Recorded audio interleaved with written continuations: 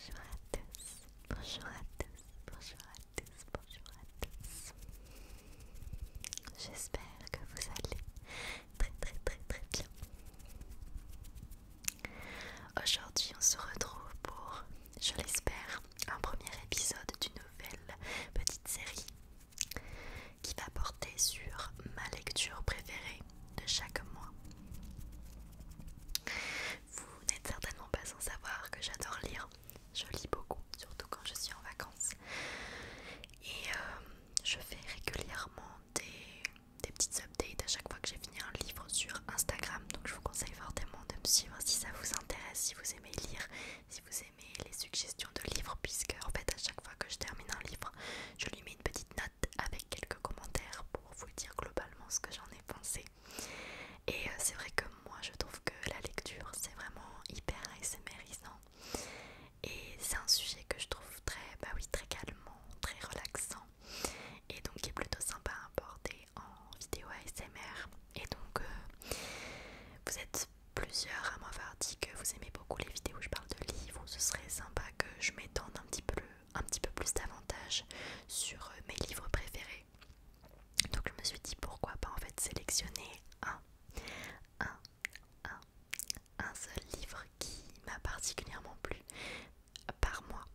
Alors je vais pas vous cacher que je ne serai plus en vacances à partir du mois de septembre, même fin août.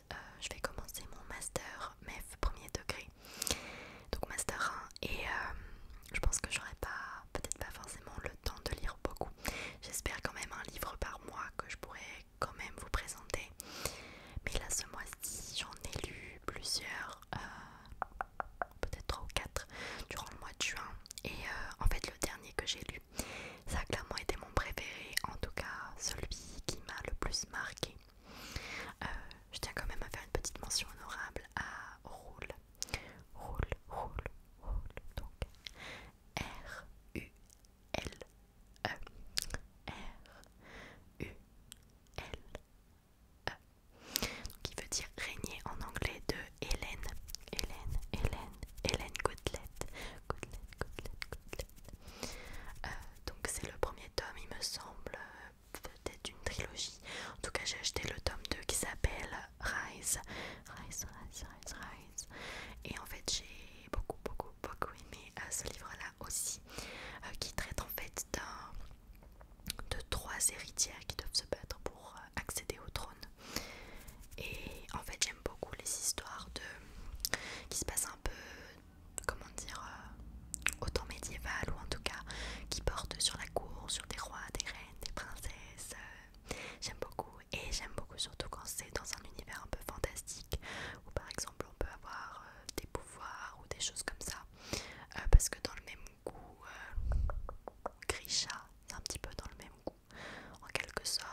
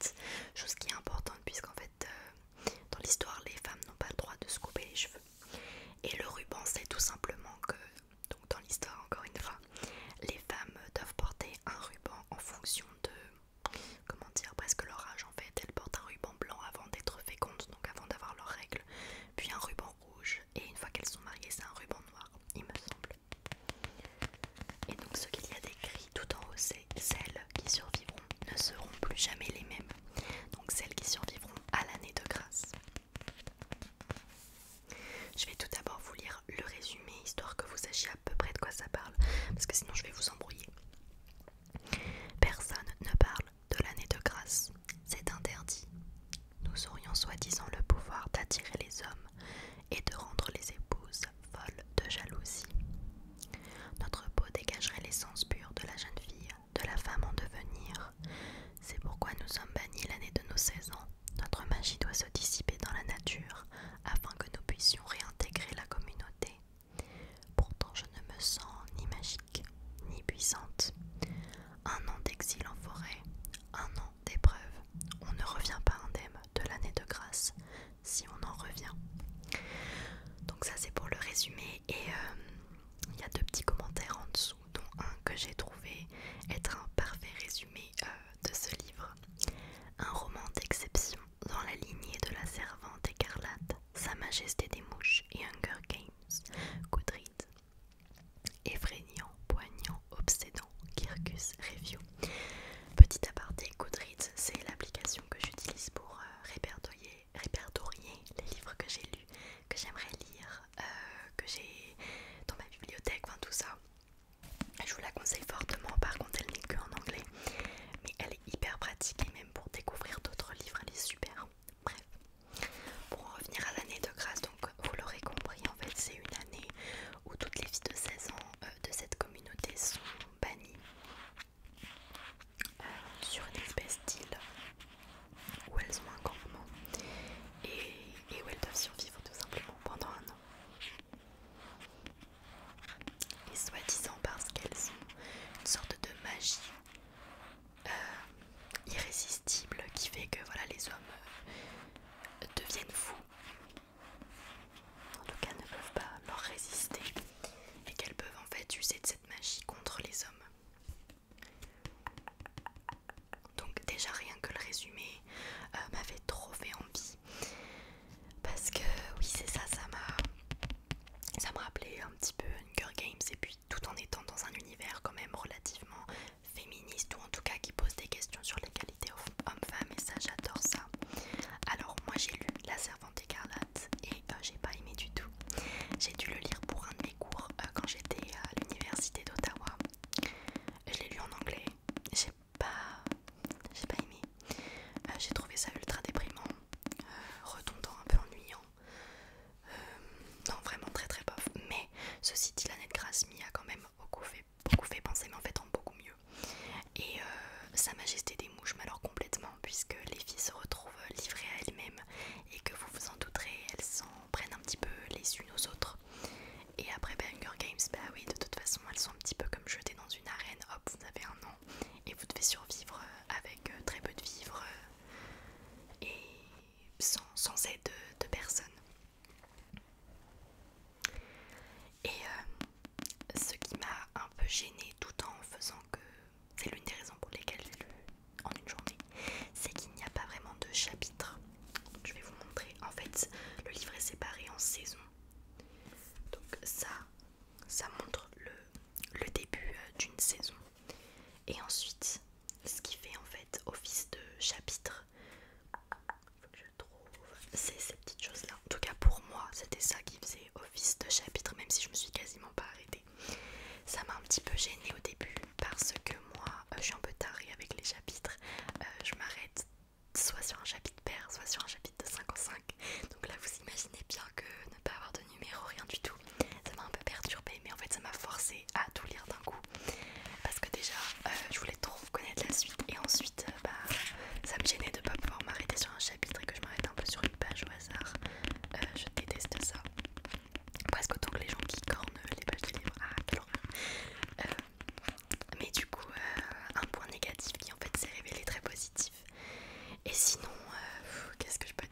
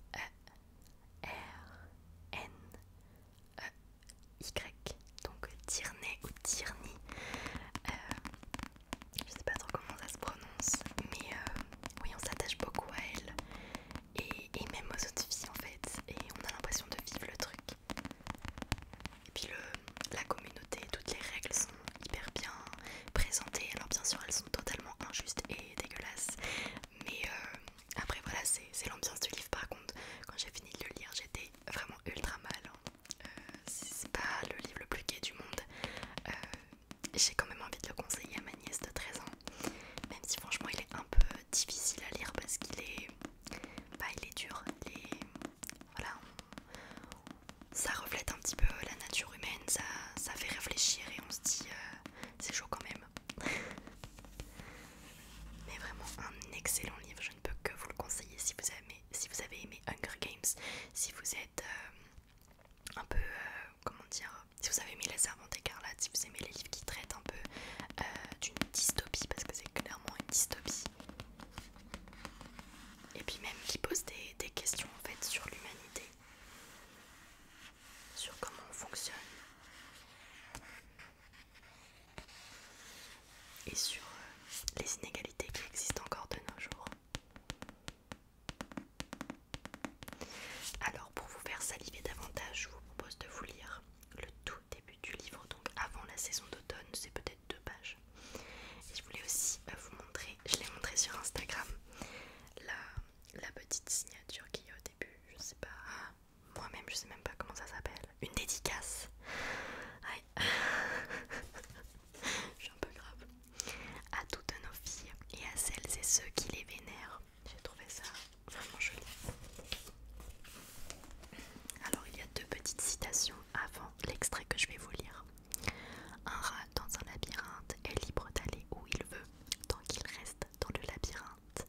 Donc ça c'est extrait de La Servante écarlate de Margaret Atwood. Le monstre existe peut-être, peut-être que c'est seulement nous. William Golding, Sa Majesté des Mouches. Sa Majesté des Mouches qui traite d'un groupe de garçons qui sont, je crois, je sais pas s'ils sont naufragés, mais en tout cas ils sont seuls sur une île et ça tourne mal. Alors c'est parti pour l'extrait. Alors le début de l'extrait en fait c'est le résumé, donc je vais vous lire juste après. Personne n'a le droit d'évoquer l'année de grâce, mais cela ne m'a pas empêché de chercher des indices. Un lapsus entre 2 amants dans la prairie. Une effrayante histoire du soir aux échos par trop réaliste. Des coups d'œil furtifs pendant des échanges d'amabilité au marché, sans que jamais les femmes ne trahissent leurs secrets. La vérité sur l'année de grâce, sur les événements de cette parenthèse obscure, se niche dans d'infimes détails qu'elle laisse échapper lorsqu'elle se croit à l'abri des regards. Mais moi rien ne m'échappe, un châle qui glisse sur des épaules nues et révèle une cicatrice à la pleine lune d'automne. Une main fébrile qui trouble la surface de l'étang dont les ridules se perdent dans la nuit. Leur regard qui se voile, soudain absent, frappé d'hébétude et d'horreur. Je croyais que seule ma magie me permettrait de déceler ces choses, ces signes invisibles aux autres qu'elle refuse de s'avouer à elle-même. Pourtant, il suffit d'ouvrir les yeux et les miens sont grands ouverts. Voilà, et ensuite on passe à l'automne. Puisqu'étant donné que c'est toute une année, j'ai trouvé ça très malin de découper le livre en saison pour qu'on s'y retrouve un petit peu dans la chronologie et dans le déroulement de l'année. Donc je sais pas vous, mais moi